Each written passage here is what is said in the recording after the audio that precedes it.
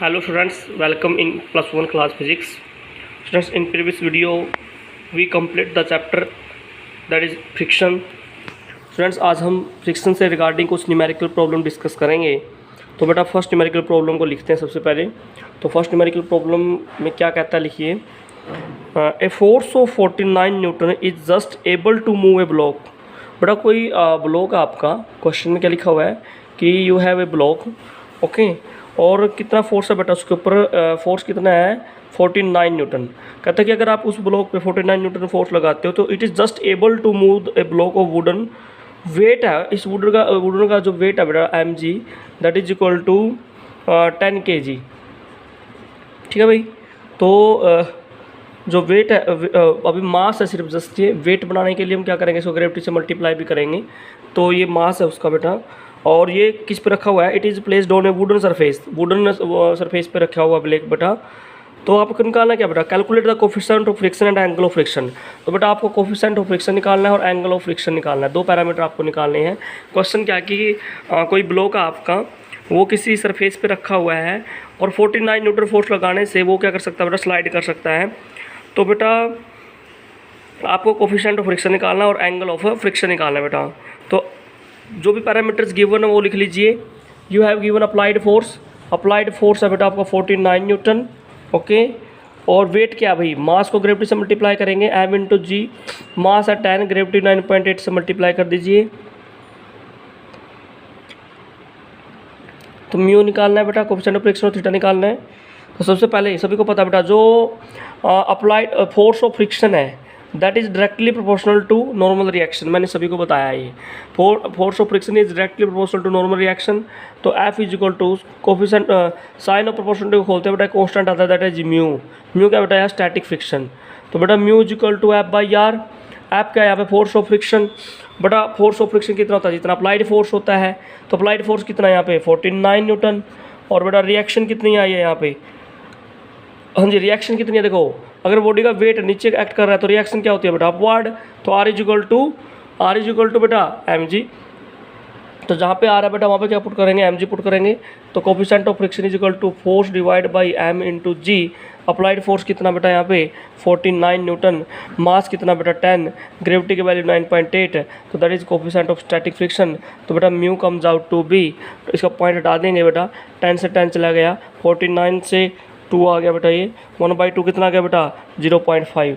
तो coefficient of friction कितना आ गया बेटा आपका 0.5 आ जाता है। अब सेकंड पैरामीटर इसके अंदर क्या निकालना है बेटा आपको, एंगल ऑफ फ्रिक्शन। बेटा याद करो मैंने आपको बताया था coefficient of friction is equal to tangent theta, tangent of angle of friction, ये बताया था बेटा आपको। तो म्यू की वैल्यू कितनी आई आपकी 0.5 आती है, that is equal to tangent theta बेटा। तो theta is equal to tangent inverse 0.5 बेटा। तो ये आपका एंगल ऑफ फ्रिक्शन भी आ गया भाई, ठीक है। दिस वाज इंपॉर्टेंट क्वेश्चन, काफ़ी इजी भी था, न्यूमेरिकल बेस्ड था। तो बेटा सेकंड क्वेश्चन पढ़ते हैं क्या लिखा है। देखो सेकंड क्वेश्चन में क्या लिखा है आपका, बेटा कहता है कि एक ब्लॉक ऑफ मास, हाँ जी बिल्कुल देखते हैं, ये आपका कोई सरफेस है और इसके ऊपर कोई ब्लॉक रखा हुआ भाई।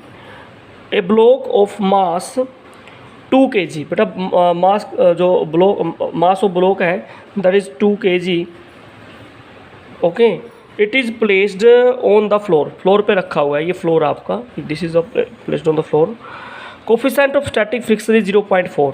बेटा जो कोफिशिएंट ऑफ स्टैटिक फ्रिक्शन है दैट इज इक्वल टू 0.4, ठीक है भाई।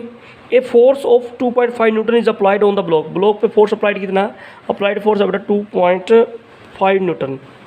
2.5 न्यूटन फोर्स लगा दिया इसके ऊपर, applied on the block as on the figure.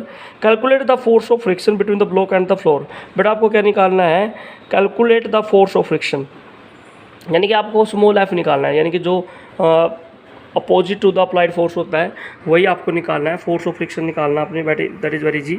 बेटा जो भी पैरामीटर्स है वो पैरामीटर्स लिख लीजिए और फोर्स ऑफ फ्रिक्शन को निकालेंगे। तो बेटा व्हाट आर गिवन, सबसे पहले आपको मास गिवन है ब्लॉक का बेटा, मास ऑफ द ब्लॉक कितना है बेटा 2 kg। कोफिशिएंट ऑफ फ्रिक्शन कितना बेटा लिख लेते हैं 0.4, कोफिशिएंट ऑफ फ्रिक्शन कितना बेटा 0.4।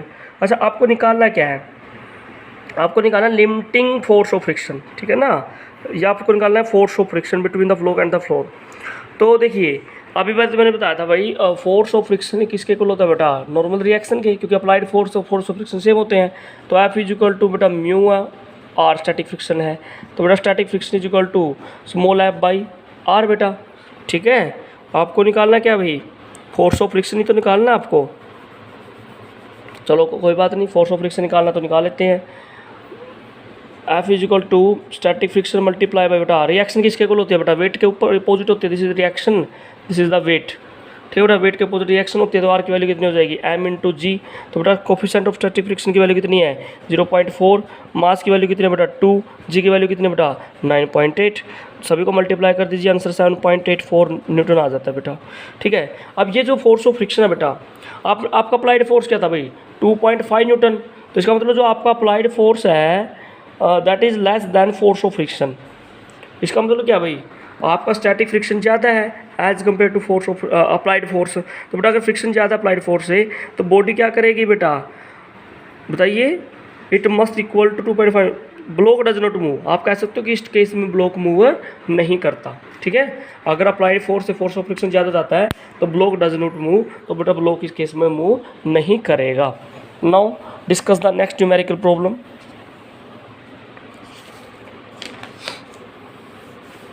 हाँ जी, देखिए नेक्स्ट न्यूमेरिकल प्रॉब्लम में क्या बोला है उसने, काफ़ी इजी है न्यूमेरिकल प्रॉब्लम। तो ये क्वेश्चन में क्या कहता है कि बेटा a box of mass 4 kg। हाँ जी, तो चलो उससे पहले ये डिस्कस कर लेते हैं हम क्वेश्चन में क्या लिखा हुआ है, a mass of 200 kg is placed on a rough inclined plane. बेटा देखिए ये आपका रफ इंक्लाइंड प्लेन है, रफ इंक्लाइंड प्लेन। तो ए मास ऑफ 200 kg, लीजिए कोई मास है बेटा 200 kg, it is placed on a rough inclined plane of an angle 30 degree. कितने एंगल पे रखा बेटा यहाँ पे, theta is equal to 30 degree angle पे रखा हुआ है block.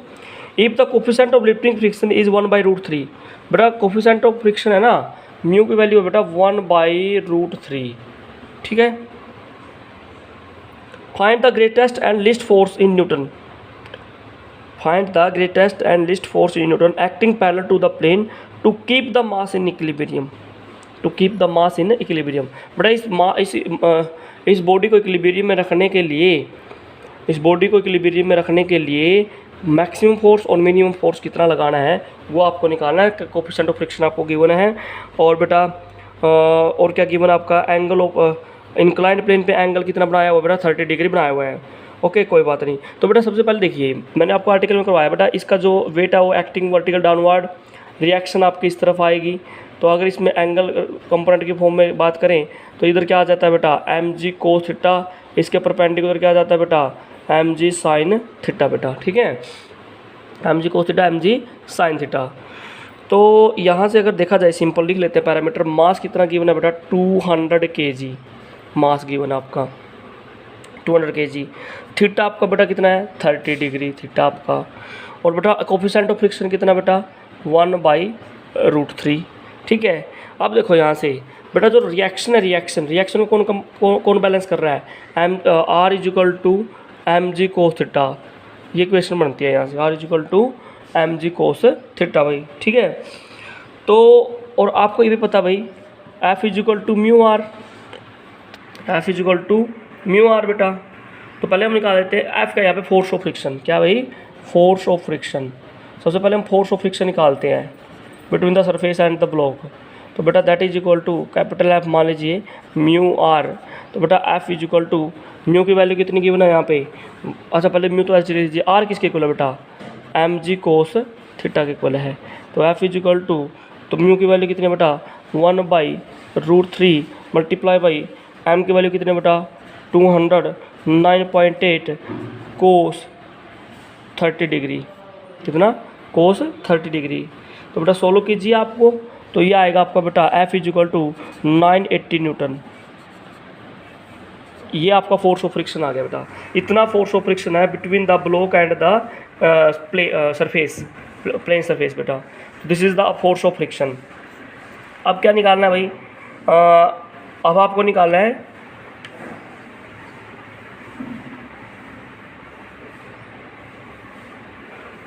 M G sine theta कितना आता है, एम जी साइन थीटा की वैल्यू निकाल देते हैं पहले। तो बेटा अगर हम आप एम जी साइन थीटा की वैल्यू निकालते हो तो सेम आता है भाई 980 न्यूटन। अगर यहाँ पे आप एम जी साइन थीटा की वैल्यू निकालते हो तो मास बेटा 200, ग्रेविटी की वैल्यू 9.8, साइन 30, तो इसको भी सोल्व करोगे तो बेटा ये भी 980 न्यूटन आएगा आपका। ठीक है, तो सभी की वैल्यू निकाल लिया आपने। अब देखो क्वेश्चन में क्या बोला था, least force required to keep the body from sliding down. Least force required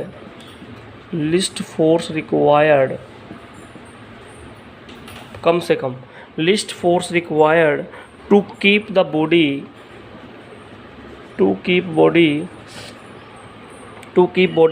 from sliding down,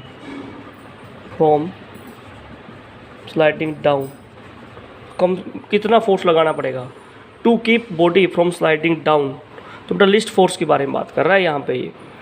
तो हमें क्या करना पड़ेगा भाई, जितने वेट से बॉडी नीचे आ रही है एम जी साइन थीटा से, उतने ऊपर की तरफ क्या लगाना पड़ेगा बेटा, फोर्स लगाना पड़ेगा। अरे क्या लगाना पड़ेगा, फोर्स। तो बट यहाँ पे एक फोर्स ऑफ फ्रिक्शन भी है बेटा, क्या है, फोर्स ऑफ फ्रिक्शन भी रोक रहा है इसको। इसका मतलब नेट फोर्स की बात करें, F equal to M G sine theta minus capital F।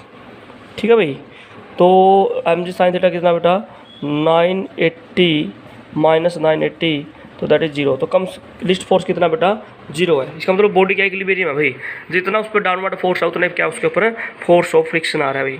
ठीक है, अब सेकंड है भाई, बॉडी अभी रेस्ट में इसलिए है क्योंकि जितना इसके ऊपर एम जी साइन थीटा है उतना इसके ऊपर क्या लग रहा है बेटा, फोर्स ऑफ फ्रिक्शन लग रहा है। अब क्या कहता है, to move the body up the plane greatest force required. अब बात करते हैं ग्रेटेस्ट फोर्स की, ग्रेटेस्ट फोर्स रिक्वायर्ड। अगर आप बॉडी को ऊपर की तरफ मूव करवाना चाहते हो तो अगर बोर्ड इस तरफ आपने फोर्स अप्लाई किया तो फोर्स ऑफ फ्रिक्शन किस तरफ आएगा बेटा, नीचे की तरफ एक्ट करेगा। ठीक है, तो इसका मतलब जो ग्रेटेस्ट फोर्स है दैट इज इक्वल टू, अब एम जी साइन थीटा, इसमें बेटा कैपिटल F क्या हो जाएगा, ऐड हो जाएगा। तो बेटा क्या आ जाएगा 980 प्लस 980 बेटा, क्योंकि अप्लाइड फोर्स के अपोजिट क्या होता है बेटा, फोर्स ऑफ फ्रिक्शन होता है ना। तो 960 न्यूटन बेटा, ये आपका क्या है, मैक्सिमम फोर्स है बेटा to move the body in upward direction, ऊपर की तरफ मूव करवाने बेटा। ठीक है, तो आई थिंक आपको ये न्यूमेरिकल भी समझ में आया बेटा। अब नेक्स्ट न्यूमेरिकल प्रॉब्लम डिस्कस करते हैं, taking the next numerical problem. देखो क्या बोला है नेक्स्ट न्यूमेरिकल प्रॉब्लम में बेटा, कहता है कि ब्लॉक ऑफ मास 10 kg, वही इंक्लाइंड प्लेन प्रॉब्लम है बेटा। Once again this is inclined plane problem. तो बेटा कोई ब्लॉक है आपका, ठीक है, और इसका मास 10 kg है। It is sliding on a surface inclined at an angle of 30 degree. Inclined angle कितना बेटा 30 डिग्री है with the horizontal. Calculate the acceleration of the block. Coefficient और काइनेटिक फ्रिक्शन है जो सरफेस के वो 0.5 है बेटा। तो फ्रिक्शन तो आपके क्या है, स्टैटिक फ्रिक्शन या आपका काइनेटिक फ्रिक्शन, दोनों केस में 0.55 है बेटा। मास भी पता है बेटा ब्लॉक का, दैट इज़ 10 kg। तो मैस अगर 10 kg है बेटा तो इसका वेट कितना आ गया, एम जी की वैल्यू कितनी आएगी 10 × 9.8 बेटा, तो कितना आ जाएगा बताइए 98 आ जाएगा। ठीक है, अब आपको देखिए, आप याद कर वो एक्सप्रेशन निकालिए बेटा। एक्सलेरेशन कितना आता है, एक्सलेरेशन इज इक्वल टू बिल्कुल सिंपल है, जी साइन थीटा माइनस म्यू के कोस थीटा। ये एक्सलेरेशन का फॉर्मूला आता है बेटा, याद करो, साइन थीटा माइनस म्यू के कोस थीटा। तो एक्सलेरेशन कितना बेटा 9.8 sine 30 minus coefficient of friction 0.5 cos 30 बेटा। तो 9.8 साइन 30 की वैल्यू कितनी है बेटा 0.5 माइनस 0.5 फ्रिक्शन की वैल्यू भी, ठीक है बेटा, और ये आ जाएगा कोस 30 की वैल्यू कितनी है भाई 0. समथिंग। ठीक है, तो मल्टीप्लाई करेंगे तो ये सोल्व करके आपका आ जाएगा बेटा 0.657 मीटर सेकेंड -2। तो काफ़ी इजी था बेटा, बस जस्ट आपने एक फॉर्मूला अप्लाई करना है एक्सेलरेशन का। Acceleration is equal to G sine theta minus mu के कोस थीटा बेटा। ठीक है, that is very simple numerical problem. अब हम नेक्स्ट न्यूमेरिकल प्रॉब्लम के बारे में बात करते हैं बेटा। ये सभी को आई होप सबको समझ में आ रहा है ना बेटा। आई थिंक ये न्यूमेरिकल आपको सभी को समझ में आ रहे हैं। अगर फिर भी कोई आपका डाउट है बेटा तो you can take your doubts. ठीक है स्टूडेंट्स,